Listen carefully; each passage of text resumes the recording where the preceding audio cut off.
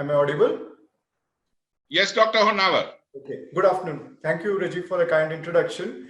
I will very briefly present the data that we found. This was a study planned by Dr. Rohit Khanna of LV Prasad Eye Institute, with whom IGO and AIOS collaborated, and we did a survey of AIOS members. Why did we do this survey? Because COVID-19 has been a black swan event. The definition is that it's a metaphor that describes an event that comes as a surprise, as COVID-19 has, and has had a major impact on the life and times of people.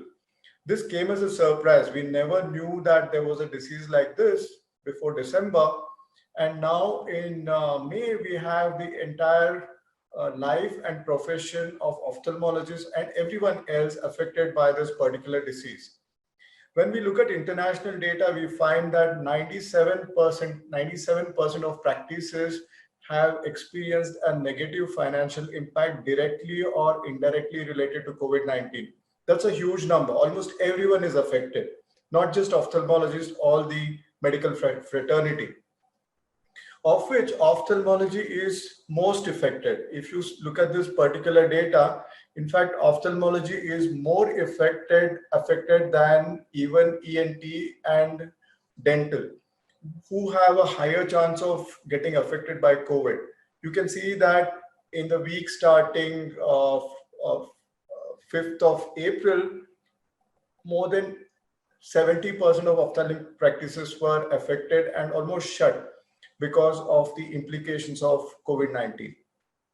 So we wanted to do this study to find out how ophthalmologists are doing in their profession and how has the condition affected their socio-psychological well-being.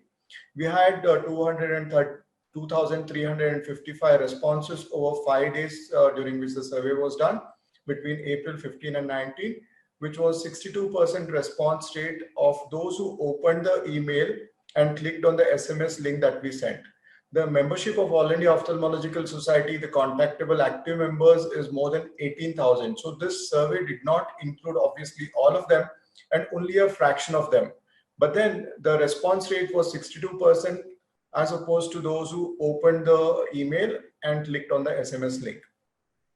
These are the demographics that we have. The mean age was 40 years, ranging from 25 to 82. There were almost equal male and female response rate, and 16% of responders were unmarried, single.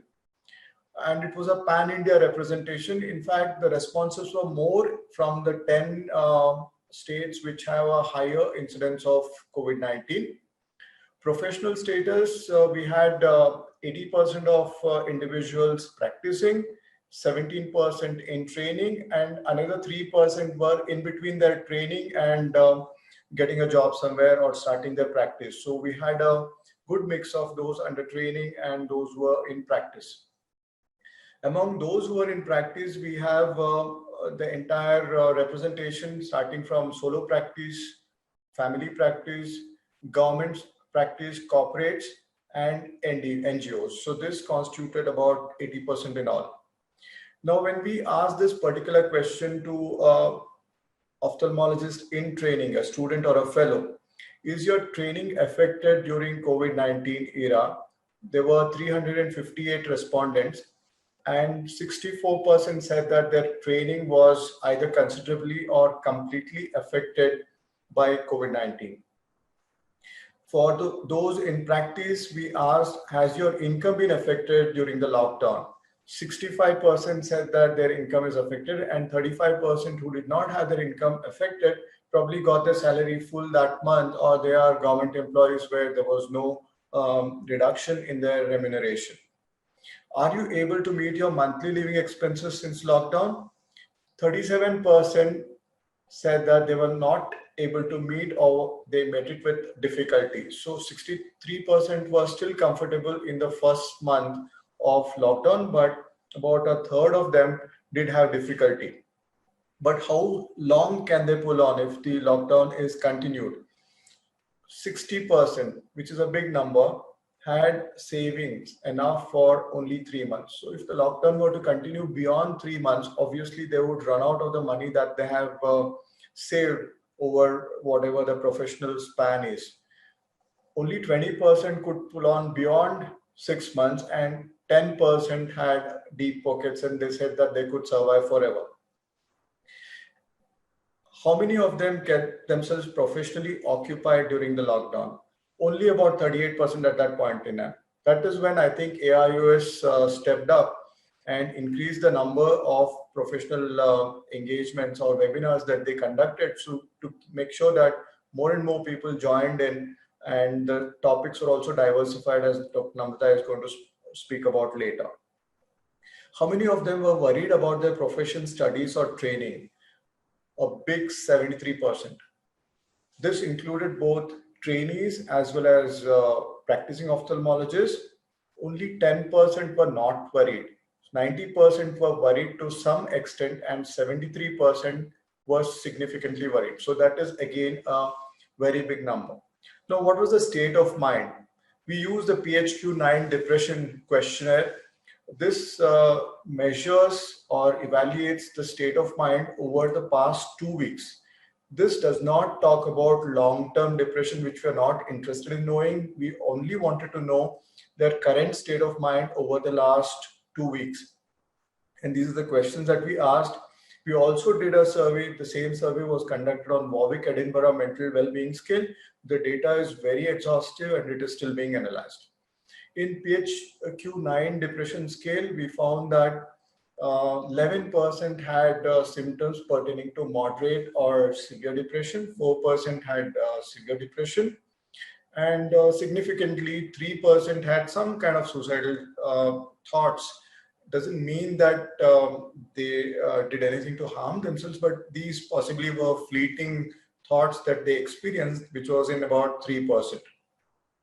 When we did a univariate and multivariate analysis, we found that female gender was more predisposed. If you are single, you are more predisposed in univariate analysis. And if you are worried about the profession, you are more predisposed to depression. And if you're not able to meet your monthly expenses, you're predisposed to depression. These are all understandable. And on multivariate analysis, again, age stood out. Younger the age, more the chance of depression. In fact, with every 1 year increase in age, odds decreased by 3%, odds of having depression. So older the individual, probably the more stable and mature he was or she was, and the rate of depression was much less.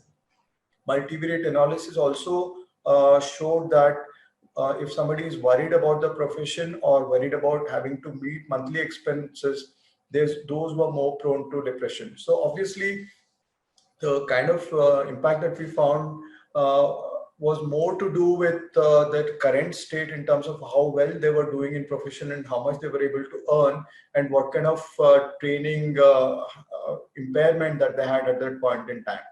So what we found in summary, the bad aspects for training was affected in about 64%.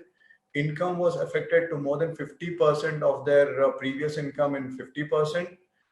73% were worried about the future. 11% were moderately or severely depressed. And 3% had suicidal thoughts. And fortunately, about 73% were said that they were well supported by their employers. And 37% of trainees said that their training was well supported by their faculty and institutes. So with this in background, we tried to reach out and created an online group called HEAL, which had a mix of ophthalmologists and counselors. And some people who have contacted us directly through the platform, others have contacted directly some individuals for help and counseling. But we haven't really gone much ahead in this direction because the response to this particular platform was not very optimal.